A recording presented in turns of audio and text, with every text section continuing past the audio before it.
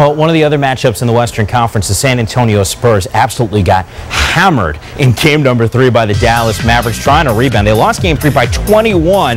They can still even the series, though, at 2 games apiece. And Tony Parker doing his best to keep them alive here. And TP just absolutely spectacular. Tony Parker was going off, literally, 3-point range, 2-point range. And we know he's led the league before in points in the paint. We know once he gets near the hole, he can put it in. Parker, 12 points in the first quarter. That's the same total that he had in all of game number 3. We go to the second quarter now. More from Tony Parker. He had 25 points in the half.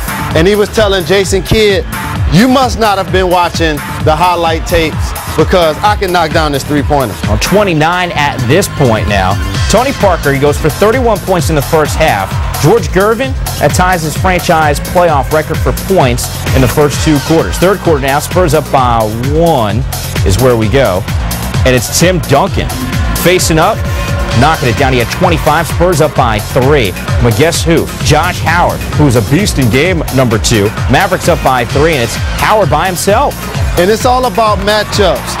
Josh Howard should be able to use his speed, quickness, and versatility going against older players like Bruce Bowen and Michael Finley. He took advantage of those matchups. Head to the fourth quarter, and guess who is going to come up big? It's Tony Parker.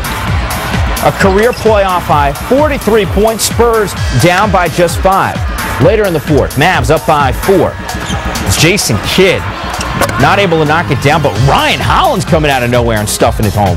He gave the Mavs solid minutes on defense, blocked a couple of shots, and with that follow-up dunk. George Hill in the corner with the Spurs down by 6. One of only 6 field goals made by the Spurs, and it wasn't Tony Parker or Tim Duncan getting that done. 45 seconds left. It's a former MVP, Dirk, who only had 12 points, but Dallas, they lead the series right now 3-1. Tony Parker, Tim Duncan combined for 68 points. The rest of the team mustered up just 22. Dallas has now won 2 straight playoff games for the first time since games 1 and 2 of the 2006 NBA Finals. Tim Duncan, when it was done, disappointed with the results.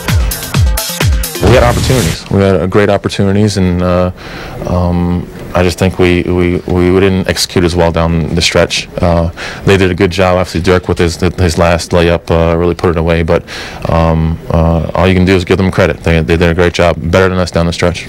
I never want to get overconfident. You know, I've been a part once in the playoffs. A bunch of years ago, we were up 3-0. I think it was in Portland, and we lost game 4. Next thing you know, it was 3-3, and we had to go to game 7. We were lucky to win game 7, so I've seen pretty much everything in the playoffs.